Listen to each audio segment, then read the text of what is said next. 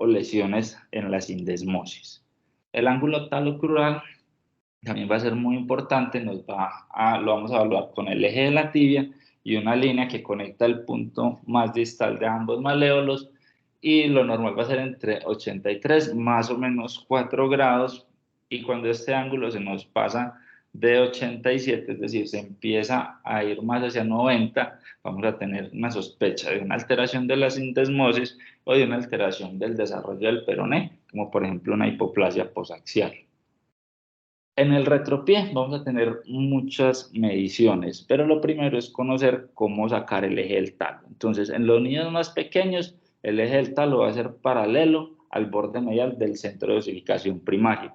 Y en los niños más grandes ya lo podemos hacer por el centro del talo, tomando medidas a nivel del cuello del talo y a nivel del cuerpo del talo, trazando una línea perpendicular a esas medidas por todo el centro, y eso nos va a dar el eje. Y este debería ser siempre medial o llegar hasta la base del primer metatarsiano, como se observa en el esquema. Y en el eje lateral vamos a tener que hacer una línea perpendicular al punto medio de la superficie articular con el navicular. En el plano AP, si este eje del talo nos da más medial que la base del primer metatarsiano, vamos a tener un retropié valgo, y si da más lateral, pues vamos a tener un retropié más orientado hacia el vano. El eje del calcáneo en la AP, entonces lo podemos hacer paralelo al borde lateral del centro de osificación, como se ve en la imagen, y en los niños más grandes va a ser el eje central en el hueso, midiéndolo de la misma manera, un punto anterior y otro punto más posterior, trazando la perpendicular a esos ejes, y debe ir en el eje con el cuarto metatarsiano. En la lateral vamos a tomar la parte anterior de la tuberosidad plantar y el borde inferior de la articulación calcáneo-congoidea, y vamos a trazar una línea que las una, como se observa en la imagen, en la parte inferior. El ángulo tibio calcáneo lateral, entonces va a ser ya el primero de los ángulos que vamos a medir con relación a estos ejes que acabamos de calcular. Y va a tomar el eje longitudinal de la tibia, que ya lo habíamos visto, y el eje del calcáneo. En el recién nacido va a estar alrededor de 78 grados, pero a medida que el niño va creciendo disminuye un poco alrededor de los 68 grados. Y si tenemos un pie con una deformidad del tobillo en equino, este ángulo va a aumentar, y si es un pie calcáneo, este ángulo va a disminuir. El ángulo talocalcáneo en la P, entonces vamos a tener que también va a variar mucho con la edad. En el recién nacido va a estar alrededor de los 42 grados, y a los 4 años ya alrededor de los 34, pero ya cuando el paciente llega a la adolescencia se normaliza y vamos a tener un rango entre 25 y 40 grados. Si este ángulo está aumentado, vamos a tener un pie plano o una alineación valga, y si está disminuido, podemos tener un pie de cabo varo. Y lo mismo va a pasar en el ángulo talocalcáneo, pero en la proyección lateral. Vamos a medir los ejes como ya lo habíamos visto. Vamos a tener que alrededor de los 10 años, y ya en la adolescencia vamos a tener unos ángulos entre 25 y 40, y un aumento de este ángulo nos va a hablar de un pie plano valgo y una disminución de un pie caubar. El ángulo calcáneo con la horizontal, entonces vamos a tomar como la horizontal la línea del suelo, o si se marca con algún tipo de bloque para el apoyo también nos puede servir. Lo normal va a ser que esté entre 20 y 30 grados. Si es mayor de 30 grados podemos sospechar un pie cao o un pie equinovaro, y si es menor de 20 grados pues vamos a sospechar más un pie plano. En el retropié también vamos a medir la distancia de Saltzman y el Kohoury, que es en la proyección conocida también como de Saltzman, que es la proyección de alineación del retropié. Esto nos va a medir el eje longitudinal de la tibia y el eje en el punto más inferior del calcáneo, y esto nos puede dar dentro de la normalidad una distancia de 3.2 milímetros, usualmente en valgo, pero que también puede ser neutra. Y lo más importante es que nos va a definir el brazo de momento del apoyo. Entonces, si el eje de la tibia cae medial al eje del calcáneo, vamos a tener un calcáneo que va a estar valgo, es decir, un brazo de momento en valgo.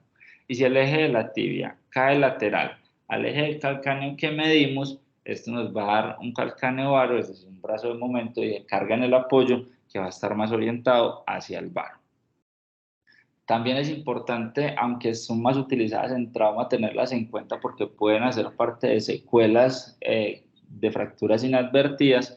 El ángulo de Wöhler en la lateral, que nos va a medir el punto más alto de la tuberosidad calcánea, el punto más alto de la faceta posterior y el punto más alto del proceso anterior o de la articulación calcáneo-cuboidea.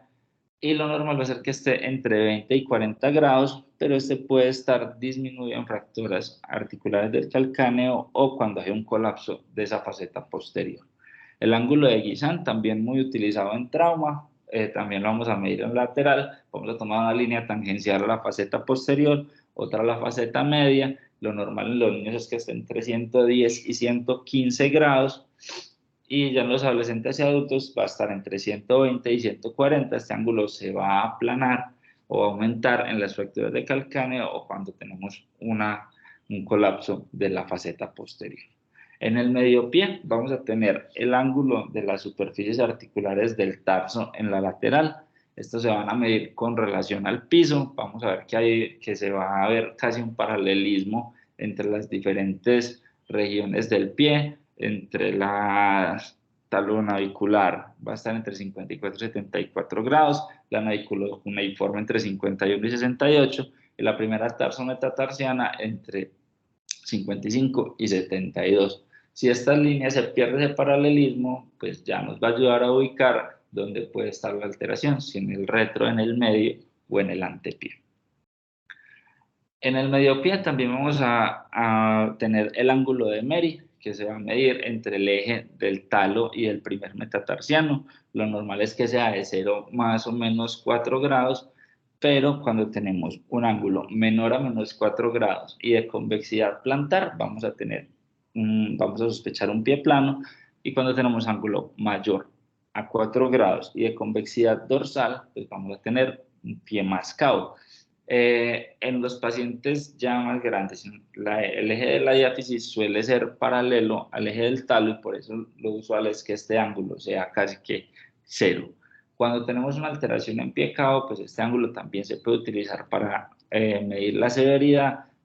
Menor de 15 grados sería leve, de 15 a 30 sería moderado y mayor de 30 grados sería severo. Otro de los ángulos es el de Diana-Nonier, que también se ve en la lateral, y vamos a tomar el punto más inferior del calcáneo, el punto más inferior de la talonavicular y el punto más inferior del sesamoideo medial, y vamos a tener que la angulación normal está entre 120 y 130 grados. Si es menor de 120 grados, vamos a tener un pie cao, y si es mayor de 130 grados, pues vamos a tener un pie plano.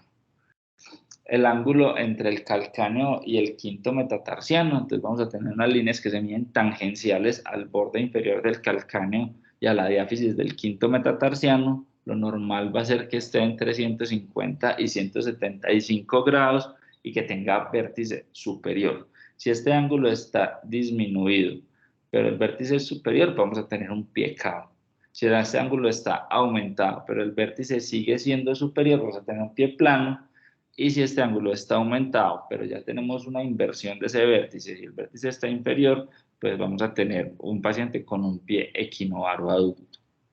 El ángulo de Hips, que también lo vamos a medir en el lateral, nos va a mostrar la relación entre el eje del calcáneo y el eje del primer metatarsiano. Lo normal es que sea alrededor de 150 grados, pero si este ángulo es menor de 140, pues ya vamos a empezar a tener un pie con alineación más cava.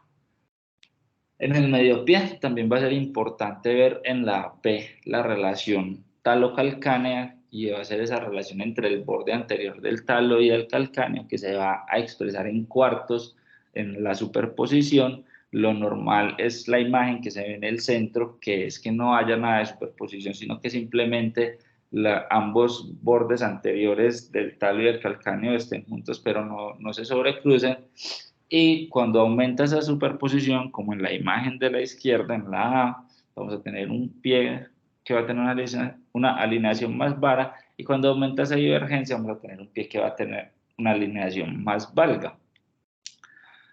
En el mediopié también es importante medir la cobertura talonavicular. Esto nos va a mostrar el eje de la superficie articular y del talo. Entonces medimos ambas superficies. trazamos una perpendicular a esa medición de las superficies articulares y medimos el ángulo que se forma entre los ejes. Lo normal es que sea menos de 7 grados, es decir, que ambas superficies estén muy de frente una con la otra. Cuando ese ángulo aumenta, es decir, que hay un descubrimiento de ese talo, vamos a hablar de un pie plano. En el antepié ya pasamos a ver la relación en el índice de metatarsianos, que va a ser esa relación entre la cabeza del primer metatarsiano y el arco uniforme que se forma entre la cabeza del segundo al quinto metatarsiano. Entonces, ¿cómo se interpreta? Un index plus minus es cuando esa cabeza del primer metatarsiano toca el arco que se forma entre los demás metatarsianos.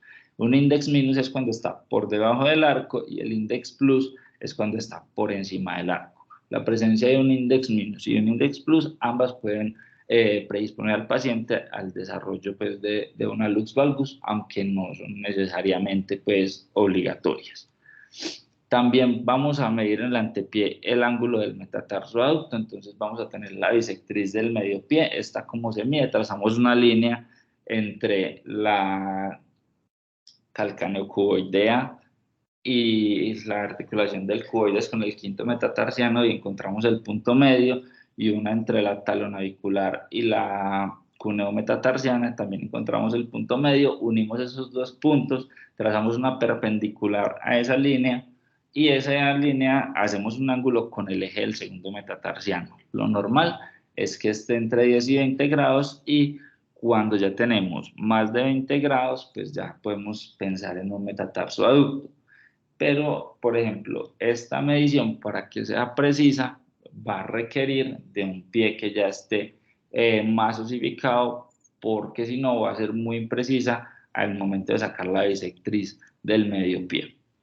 El ángulo de Engels o ángulo metatarsiano modificado va también a utilizar el eje del segundo metatarsiano, pero esta vez no va a utilizar la bisectriz del medio pie, sino que va a utilizar el eje de la segunda cuña, va a ser 3 grados mayor en la evaluación al eje, comparándolo con el eje del metatarso aducto, va a estar entre 13 y 23, mayor de 23 nos va a hablar del metatarso aducto, pero también va a requerir que tengamos los huesos del medio pie bien osificados para poder sacar de forma adecuada el eje de la cuña.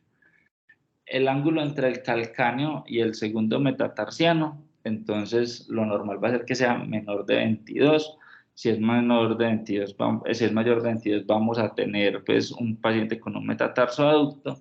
Este ángulo lo podemos trazar utilizando el eje central del calcáneo, el eje lateral o el eje medial. Lo importante es que se conserve el paralelismo y tiene la ventaja de que se va a poder utilizar cuando no haya una osificación completa y nos va a ayudar mucho a definir en los casos en los que clínicamente es complejo definir si el paciente sí tiene un aducto o no. El ángulo del calcáneo con el quinto metatarsiano, vamos a tener que van a ser casi paralelos, como se ve en el esquema del lado derecho. Lo normal va a ser que estén entre 0 y 4 grados y cuando ese ángulo está aumentado, como en la imagen radiográfica que se encuentra en la parte central, vamos a tener un metatarso aducto cuando es mayor de 10 grados.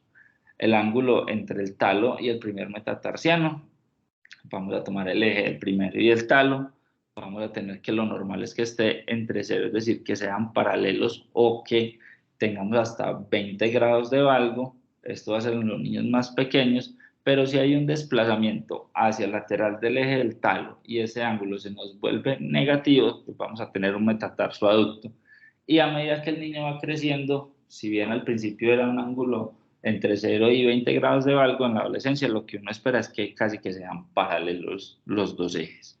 En el antepié también vamos a tener el ángulo entre entre el eje del primero y el quinto metatarsiano. Lo normal es que sea de 22 grados. Si es mayor de 27 grados, pues ya vamos a pensar en un metatarso aducto.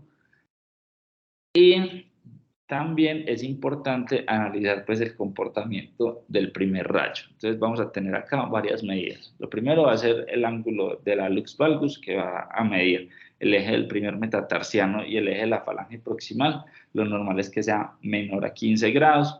También vamos a tener el ángulo intermetatarsiano, que nos va a medir ese ángulo entre el eje del primer primero y del segundo metatarsiano, y lo normal va a ser que sea menor a 9 grados, pero hay otros que también es importante medir, que a veces no utilizamos tanto, que va a ser el ángulo metatarsiano articular distal, que nos va a medir el eje del primer metatarsiano con relación a una tangencial de la superficie articular de la falange proximal, y debería ser menor a 10 grados, y si este ángulo está alterado, nos va a hablar de una incongruencia articular en esa metatarso falángica.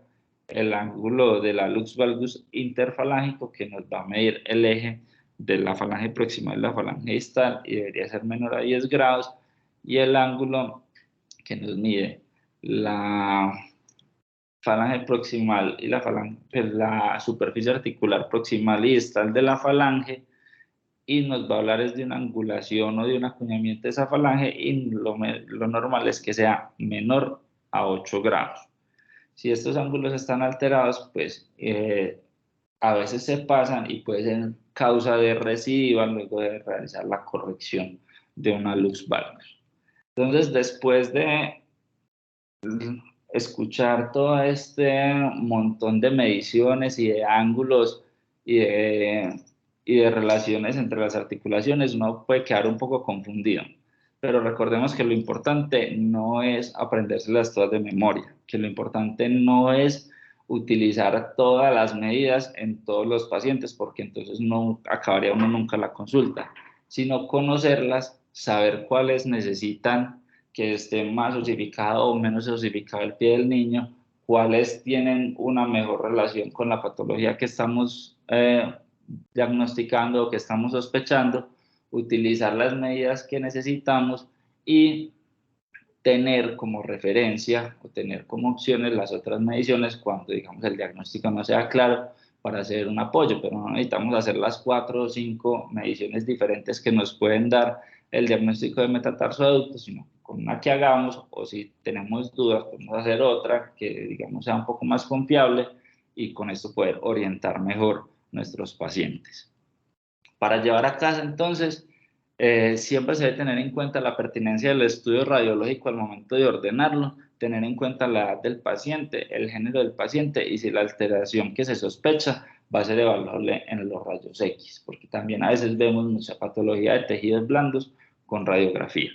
Existen múltiples medidas que nos ayudan a evaluar la normalidad radiológica del pie. No va a ser necesario realizarlas todas, debemos conocer las que son más importantes y aplicar las que nos sirvan según la sospecha clínica que tengamos. Y siempre debemos realizar un examen radiológico y clínico que sea sistemático y organizado, empezar por el tobillo, luego el retropié, luego el mediopié y el antepié, ver cómo se dan las relaciones entre estos diferentes segmentos articulares, para evitar que se nos pasen alteraciones por alto en un segmento corporal que radiológicamente va a ser complejo de evaluar. Listo. Eso era lo que les tenía para el día de hoy. Muchas gracias. Bien, muchas gracias, Juan José. La presentación estuvo muy completa. Como dijiste, son una gran cantidad